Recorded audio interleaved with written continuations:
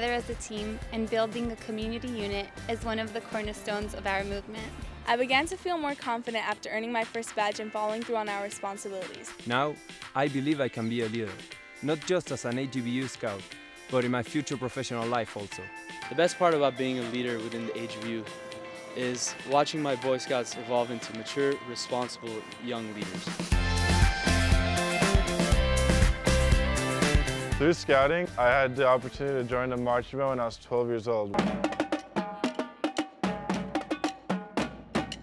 When I first started, I didn't have a good knowledge for music, but now that I've been in it, I've played in many ceremonies and parades.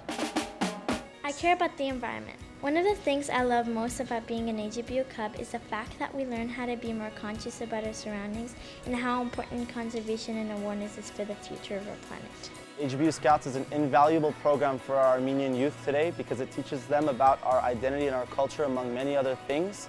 I hope that with what we do, we inspire these kids to grow and become leaders and give back to our community.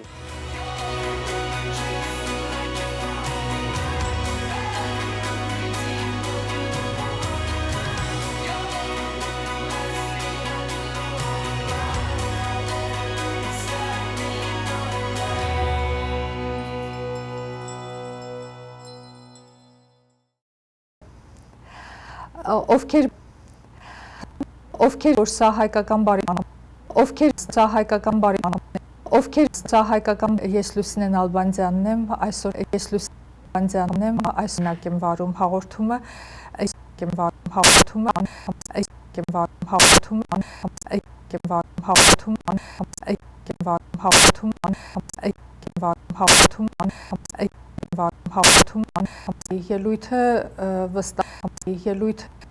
վստահամայնքում բավական վստահամայնքումն է բավական վստահամայնքումն է բավական վստահամայնքումն է բավական վստահամայնքումն է բավական վստահամայնքումն է բավական վստահամայնքումն է բավական վստահամայնքումն է բավական վստահամայնքումն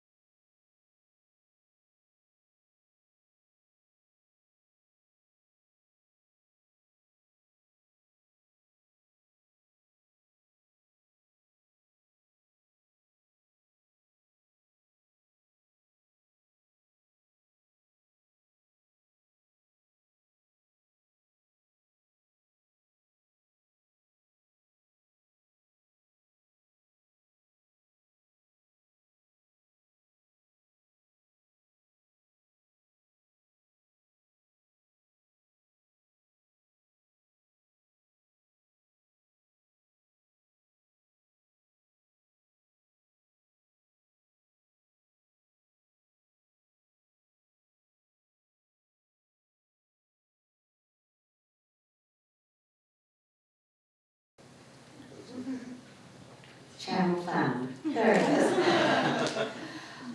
Thank you very much. After that introduction, there's a wonderful saying. It's called the 3 B's. Be bright, be brief, and be seated. I hope I can do at least one of those successfully. What we're going to try to do is share with you my goals for today's presentation, and it has to do with using the Armenian cultural lens for valuing higher education.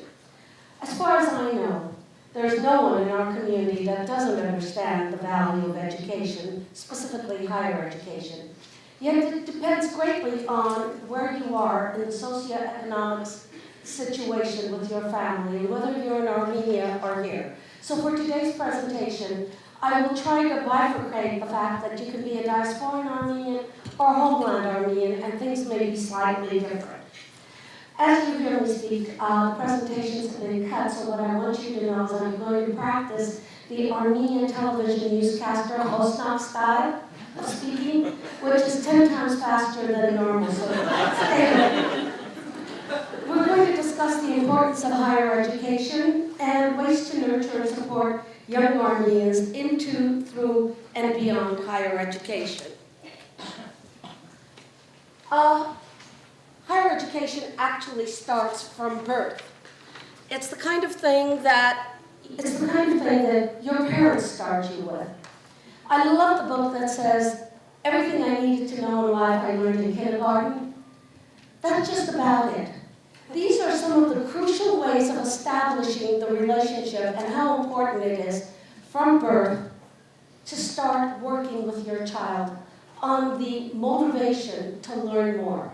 You're not saying, I want you to go to Harvard, which many of my higher achieving friends do with their children. Nothing less than Stanford if it's not Harvard, and so we go on. But just this morning, Dr. Carnegie and I were talking about how crucial it is, those early birth months, to work with the child to develop the skill as the brain is being developed.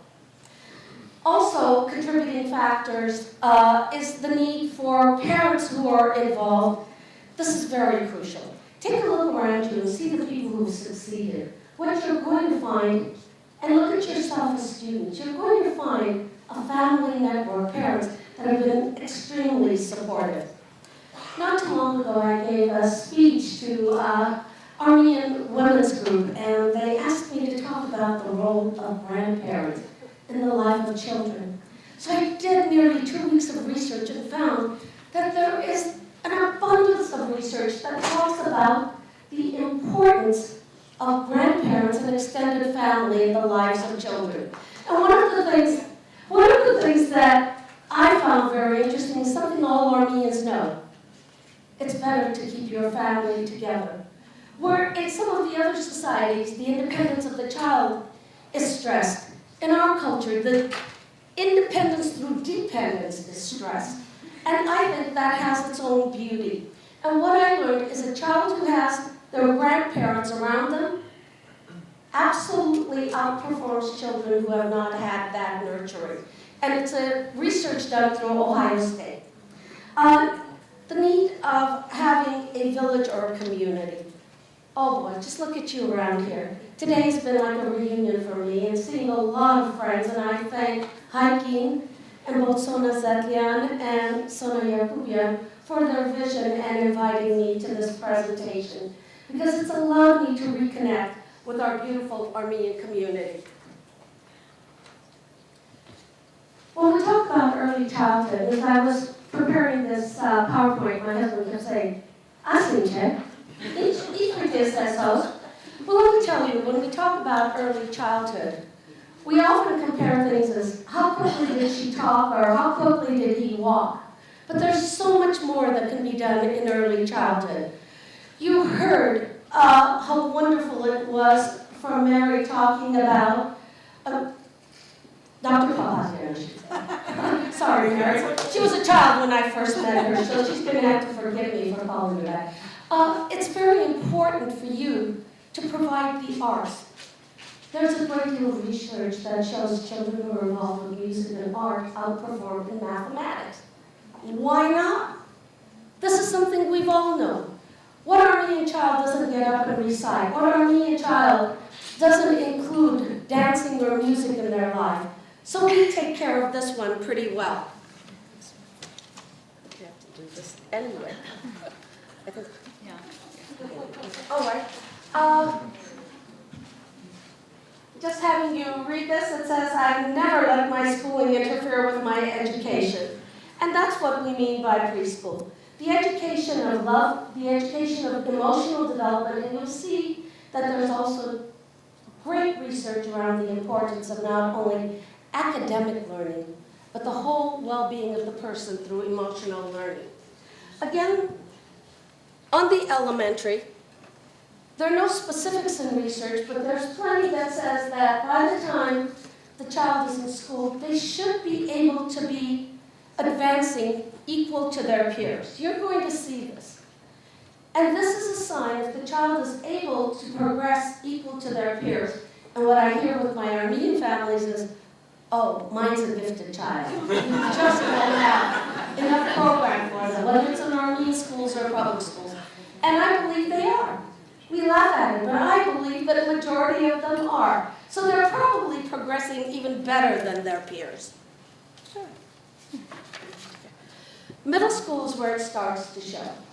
Middle school is where you should be starting to make sure that they're progressing on target and starting to develop the areas of responsibility, the areas of understanding that you're not always going to be standing on top of them and saying, "Das ist red, do your homework." Now this constant thing that happens, it's at middle school that they start to develop some of those habits that you wish they wouldn't. But there are multiple ways of encouraging them to do that. And it isn't always, and it's at middle school. How many of you have or have had middle school children? Isn't that when we get on each other's nerves? As Disney once said, I'd love to freeze them right now and bring them back at 21 again, but not an option that we have. Well, maybe I'll just do what's up there. High school. There's a lot of research in high school. This is where you start with your A to G requirements, and you have to make sure they're on target with that. Someone asked me today, said, my child is taking all AP courses and in fact is getting a B in one of those. Is that going to hurt the GPA? Yeah, probably, but that's not the only thing that you can ask the two presidents that people look at. It isn't just based on your GPA. I remember asking a friend what they thought got them into Harvard, and he said they needed an oboe player. I met all the other requirements, but I played the oboe. So please don't panic at a single grade, but realize that what you want is a well-rounded person. Here's why I also begin to encourage you for civic education. You've heard Dr. Papatia say it, you've heard Dr. Carney say it, and I'm now saying it. You also heard Dr. Cass say it as well, which is civic involvement and civic education is crucial. There's research that says a student that is engaged civically is a student that is guaranteed to go to college. I found that research exciting because as I look around, at least within my family, the success has been that they've been civically engaged. I think one of my kids was 6 and the other one was 8 when Mike Antonovich said, do you want to bring them to the headquarters and have them stuff envelopes? Those were the days, my friend. And put stamps on it. From that day on, they've been civically engaged. And I find that their academic success is as much their involvement with civic activities as it is with our nurturing and pushing. So that's high school, and make sure they maintain those grades. You know, high school's the time to start having fun and thinking about dances and girls or boys or whatever. All that has its time, and I'm sure you realize that. But make sure they don't look back and have any regrets. Support them in understanding the importance by having them early on in high school. Do those college trips. Make that trip to the college of your choice.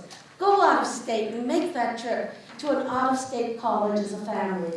And what you're going to find is that really gets them excited and they want to succeed.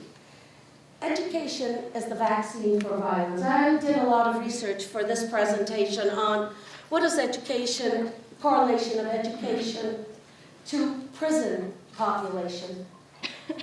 Guess what? Can you give me a guess as to what percent of our prison population in this nation has a college degree or higher? Someone call it out. I wish it was 0. It's in the single digits. It was just under 3, 2.9%. What does that say? That says that if we provide appropriate education for all of our students, there will probably be less violence and chances of our own Armenian youth, which unfortunately we have a population that are involved with criminal activities, would be a lot less. So now let's look at the characteristics, and you've seen quite a few today, so I won't focus on this for too long. But it's important for you to succeed by refusing to live in the past. Afsos, Yerani, You know, all those wonderful words. Move on. You can't hang on to those words. The absence of suspicion, resentment, and regret. My Jewish friends say they have the market on this. I think no, as Armenians, we have the market on this. We're constantly looking back in history and we have suspicions, resentment, and regret. And when I'm in the homeland, this is what I love. There isn't a taxi driver that won't tell me what's going on from their perspective. It's an amazing story that they have to tell you. Not wasting time and energy in fighting anything. Move on. If you can't change a condition, hanging on to it isn't going to make any difference. Refusing to indulge yourself in self-pity, forcing yourself to get involved with major goals in the current world. Author Dan Pink, and I'm sure you've all known this name, says there's 3 ways that students succeed in the research they've done. It's autonomy, working at their own pace. You know, this is the key, responsibility in the future. Mastery, students believe we're growing and improving. You like your courses, you're doing it yourself, and you're feeling very successful. And you have a goal, and it's meaningful. Real quickly, I'm going to show you 2 tables. Look at the difference if you have a degree versus you don't on earning a salary. Now, in the homeland, unfortunately, quite a bit is focused on the salary side for education. Yet there is a negative correlation because as you graduate, there aren't the jobs. So this chart would not hold true for them, but it does hold true for us. All right? Earnings by level of male and female. There's my commission on women's issues. Look at the gap. The gaps continue, and there's no excuse for these gaps. Let's go on to the next. I love this. It's a cartoon that says, they say my college graduates will make $1 million more in our lifetime. Wow, that's almost as much as my student loans. All right, now let's talk about predicting success in higher education. Please note that IQ and EQ have equal value. It isn't just how smart you are. You can be some of the smartest people in the world and not succeed in life. I will tell you, I doubt that my IQ tested is going to be extremely high. But my EQ is very different. And that's why I ask all the students in this audience, finish your academics at a high level, but also know that you have to be able to do the things the previous speakers have talked about. Targeting your outcomes, making good decisions, and getting connected to the right people. You heard the importance of getting a mentor. I do a 3-hour presentation on mentors, and I didn't know which part to give you, so you're going to get the 2-minute one. Important correlations. It's been proven through research that your parents' level of education is important. Ladies, though both parents' education is important for the child to succeed in education, guess what? The mother's highest level of education is the predictor to higher level success. I think that says quite a bit. Parent involvement is crucial. As an administrator, I used to be in pain when we'd have open house and hundreds of parents would show up in elementary. Middle school less, when you got to high school, it was like, what happened? Where's everybody? That's when they need us the most. Don't let go, stay with them. Family stability. I won't go into details. I don't think it's a major issue in the Armenian community. I think we tend to have fairly stable families. Presence of extended family we've talked about. Innovate and creative environment. Please, please, please, you've heard it all day from every speaker. It's absolutely critical to have an innovative and creative environment. Civic engagement at early age. Civic engagement continued. I just talked to Morris, and I'm going to fill this in. He just told me all the things he's doing. He's been interning in an Armenian organization. He has been going to the legislature to lobby for genocide legislation. I assure you, you're going to see Morris somewhere in this country as a successful leader because he's been civically engaged. and self-actualization. This is what I want to talk about. When I was in Glendale Unified, a counselor called and said to me, Mrs. Petrosian, I need to have you come over and talk to a young lady. She's in the top 10 of our graduating class. She's a fairly recent immigrant, 8 years from Armenia. And even with all the English language learner issues, she's managed to get up in the top 10 of her class. But she's not applying to any of the higher institutions. She's capable of being accepted. I just need you to come talk to her. So I did. I went in and I talked to her. She said, Ms. Petrosian, I'm a girl. I can't leave my family. There's no one else. I have to stay right here in Glendale. I'll go to Glendale College and we'll see what happens. And no matter how hard I tried to convince her to go for the next level, I even talked to her parents who said to me very honestly, now, I think that mentality has changed. The story I'm telling you is 15 years old.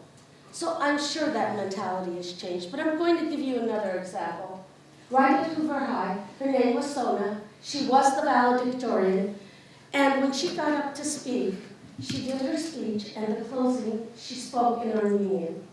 Now here's a whole audience, and they weren't all Armenians. And when I asked Sona why she did that, she said, Ms. Petrosian, half of the speakers are like my parents. They don't understand English, and they deserve to. She was the first one to break the ceiling, and now valedictorians are doing Spanish, Armenian, whatever, and feeling comfortable in that whole bilingual environment. And I was so proud that it was a young lady from Hayastan that led. By the way, she went to Berkeley, and thanks to her AP classes, finished Cal, 3 years, and entered medical school. So I just want you to know that we have these streets. I will give you one other one, and I have 2 minutes. So let's see if I can do this real quickly. The other one that is very crucial is we had trouble at Glendale High between Hispanics and Armenians. So I had decided as the assistant superintendent I needed to be in the cafeteria to see what was going on those days. So I was. And all of a sudden, a group of girls called me over, and I went over, and I thought, okay, this is a different, they're trying to change my focus and attention. There's going to, something's going, you know how educators are. Just because they're not talking about me doesn't mean I can't be suspicious. Okay, so the young ladies called me over, and she said, could you raise your hand? So I raised my right hand, and she said, no, the other hand. So I did. And she raised her hand and put it next to mine. She was measuring our rings, and all the girls around her were watching her. She said, "You must come with Meta." I said, "Probably." I said, "That's Garivora, the Hanich," I said. That was her answer. That was her answer. She then followed with the following things. He's got a new car, and the list of the car, he's buying me a new car, we're getting a house, and I'm going to be a mother and have a good life. I said, that's, oh, wonderful. Is that what you want? And she said, yes. I said, then I wish you the best. Because at that point, she was playing to a whole audience of peers. And my dialogue would have been of no value. But I wished, this is where the should-haves come in, I should have pulled her out later in the day and talked to her about all the options in life. And this is something I'm finding in the homeland. We need more role models. Now I'm going to shift the gender on you for the homeland. It isn't for the girls. In this case, we need role models for our boys.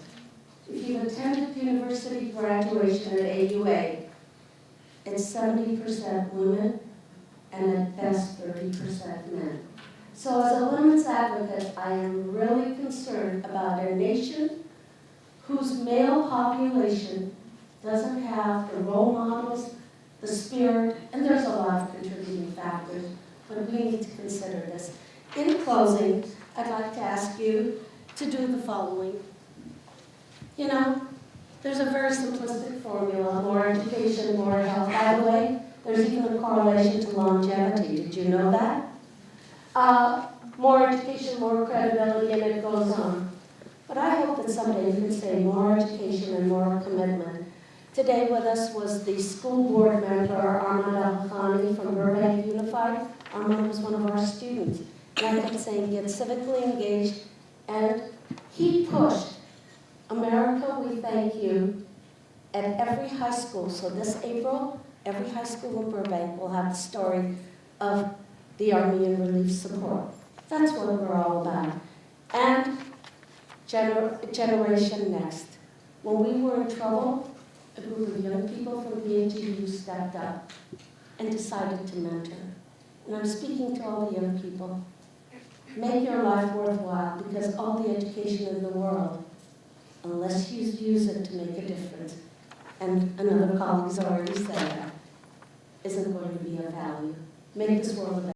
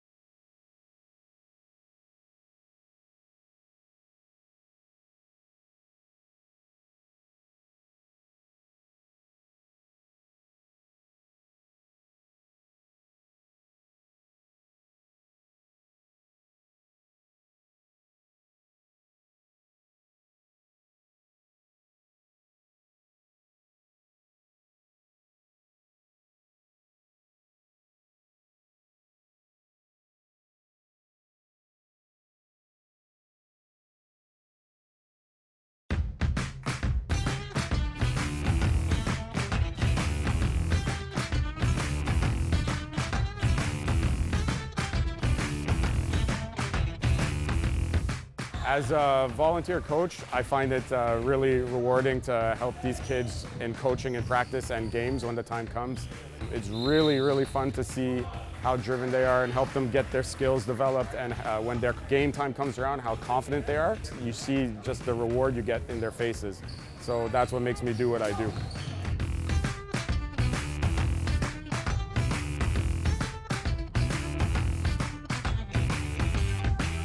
Through the network of AGBU Sports, I've learned that I'm a part of something bigger and greater than just a game. We're all connected through common interests and our pride and heritage.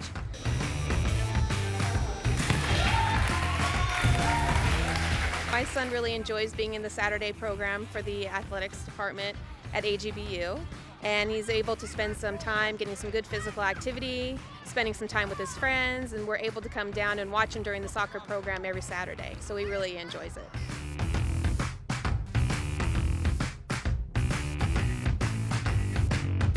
Some of the best times I've ever had was traveling with my team to the AGBU World Games. Not only did we get to represent our AGBU city, we got to meet fellow Armenians from all over the world. I enrolled my children in the AGBU sports program 5 years ago, and I can't explain the change that they've had over the years. They have great physical activity, they've got a lot of discipline in their life, and they've developed a great friendship with fellow Armenians.